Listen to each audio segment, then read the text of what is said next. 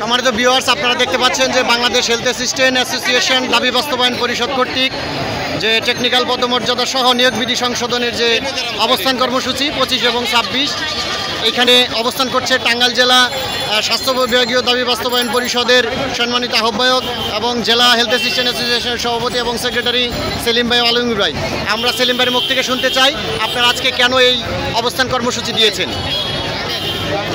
আমরা এখানে অবস্থান করছি সংশোধন করে স্নাতক সমমান দিয়ে আমরা সংশোধন করে আমাদের বেতন থেকে অগ্রসর করা এবং আমাদেরকে টেকনিক্যাল পদমর্যাদা দেওয়া। আচ্ছা নুরু ভাই, আসলে আপনাদের মূল দাবিটা কি বলেন, আপনাদের মূল দাবিটা কি? আমাদের মূল দাবি টেকনিক্যাল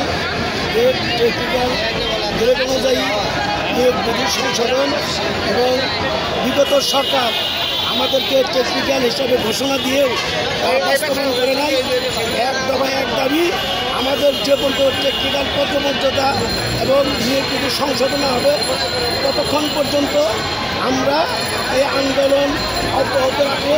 প্রয়োজনে আমরা রাস্তায় থেকে এই দাবিটা আদায় করব এবং শেষ পর্যন্ত আমরা আমাদের সরকার কথা আসলে তাহলে আমরা আমাদের সকল কাজ বন্ধ করে দিতে বাধ্য হব এবং সরকারের কাছে বিনয়ের সাথে অনুরোধ করব, আপনারা যেহেতু